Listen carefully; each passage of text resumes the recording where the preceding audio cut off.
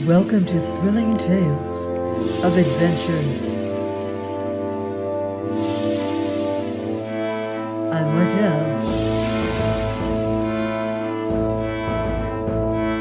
reading Martin Conisby's Vengeance by Jeffrey Farnell. Chapter 14. Telleth, How the Fight Ended.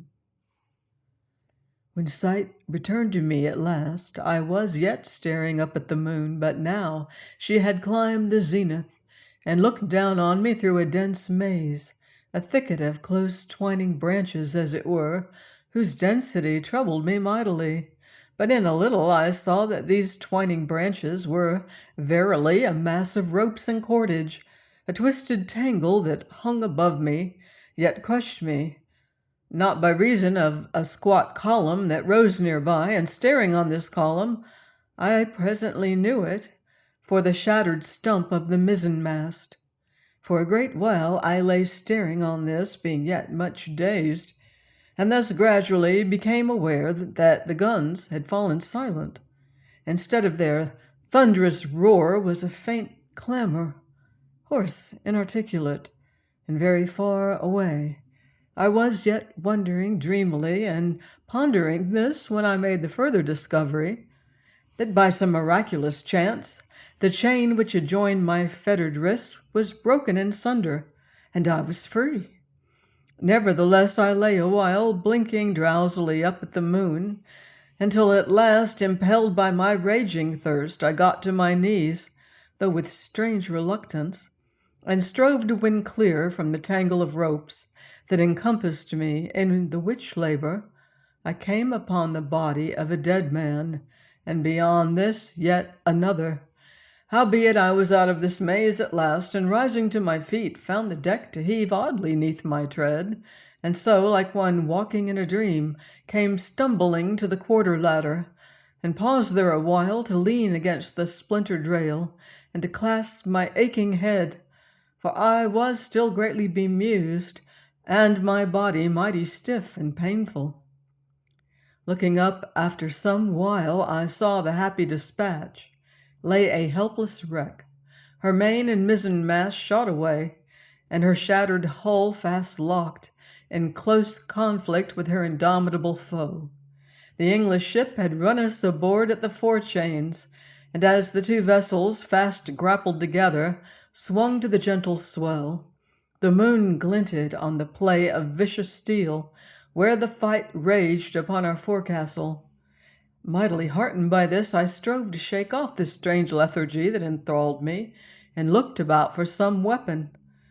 But finding none, got me down the ladder, and marvelous clumsy about it, and reaching the deck stumbled more than once over stiffening forms that sprawled across my way.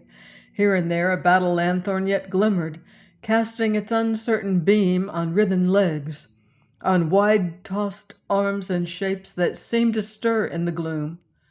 And beholding so many dead, I marveled to find myself thus unharmed, though as I traversed this littered deck, its ghastliness dim lit by these flickering lanthorns and the moon's unearthly radiance, it seemed more than ever that I walked within a dream, whilst the battle clamored ever more loud.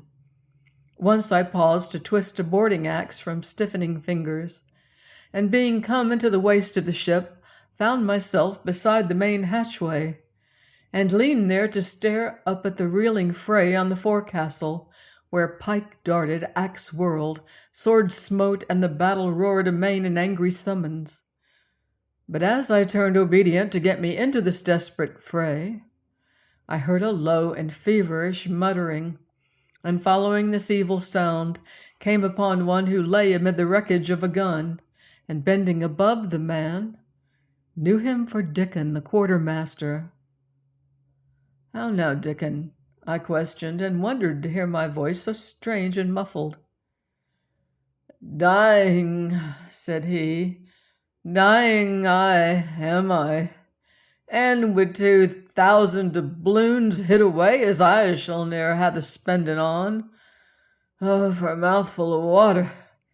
2 thousand a pike thrust. Ah, the midriff is a ill thing, yet 'tis better than noose and tar and gibbet. Yet 'tis hard to die with 2,000 doubloons unspent. Oh, lad, I parch, I burn already. Water, a mouthful for a dying man. So came I to the water butt that stood abaft the hatchway, and filling a pannikin that chanced there, with some of the little water that remained, hastened back to Dickon. But ere I could reach him, he struggled to his knees, and flinging arms aloft, uttered a great cry and sank upon his face. Then, finding him verily dead, I drank the water myself, and though lukewarm, and none too sweet, felt myself much refreshed and strengthened thereby, and the numbness of mind and body abated somewhat. And yet as I knelt thus, chancing to lift my eyes from the dead man before me, it seemed that verily I must be dreaming after all, for there all daintily bedight, in purple gown, I beheld a fine lady tripping lightly among those mangled dead, crouched in the shadow of the bulwark. I watched this approaching figure. Then I saw it was Joanna, saw the moon glint evilly on the pistol she bore, ere she vanished down the hatchway. And now, reading her fell purpose, I rose to my feet and stole after her down into the 'tween-decks. An evil place this, crowded with forms that moaned and writhed fitfully in the light of the lanthorns that burned dimly here and there, a place foul with blood and reeking with the fumes of burnt powder. But I heeded only the graceful shape that flitted on before. Once she paused to reach down a lanthorn and to open the slide, and when she went on again, flames smoldered behind her.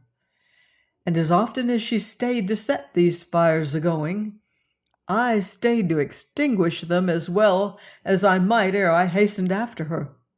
At last she paused to unlock a door, and presently her voice reached me, high and imperious as ever. "Greetings, Don Frederigo, the ship's afire, and 'tis an ill thing to burn, so do I bring you a kinder death." Creeping to the door of this lock-up, I saw she had set down the lanthorn, and stood above the poor fettered captive, the pistol in her hand. "The señorita is infinitely generous," said Don Frederigo in his courtly fashion. Then, or ever she might level the weapon I had seized and wrest it from her grasp. Crying out in passionate fury, she turned and leapt at me. "Off, murderess!" I cried, and whirling her from me, heard her fall and lie moaning. "Come, sir," said I, aiding the Don to his feet, "let us be gone." But what with weakness and his fetters, Don Frederigo could scarce stand. So I stooped, and taking him across my shoulder, bore him from the place. But as I went on, an acrid smoke met me, and with here and there a glimmer of flame, so that it seemed Joanna had fired the ship, my efforts notwithstanding. So reeled I, panting, to the upper air, and loosing Don Frederigo, sank to the deck, and stared dreamily at a dim moon. And now I was aware of a voice in my ear, yet nothing heeded until, shaken by an importunate hand, I roused and sat up, marveling to find myself so weak. "Loose me, Signor Martino, loose off my bonds. The fire grows apace, and I must go seek the señorita. Burning is an evil death, as she said. Loose off my bonds. The señorita must not burn." "No, she must not burn," said I dully, and struggling to my feet, I saw a thin column of smoke that curled up the hatchway. Gasping and choking, I fought my way down where flames crackled and smoke grew ever denser. Suddenly, amidst this swirling vapor, I heard a glad cry. "Ah, Martino mio, you could not leave me then to die alone!" And I saw Joanna with arms stretched out to me, swaying against the angry glow behind her. So I caught her up in my embrace, and slipping, stumbling, blind and half-choked, struggled up and up until at last I reeled out upon the deck, and with Joanna thus clasped upon my breast, stood staring with dazed and unbelieving eyes at the vision that had risen up to confront me.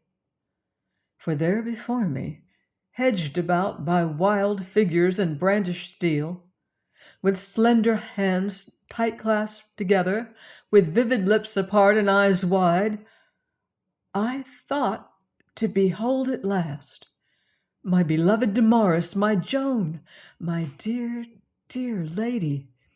But knowing this false, I laughed and shook my head.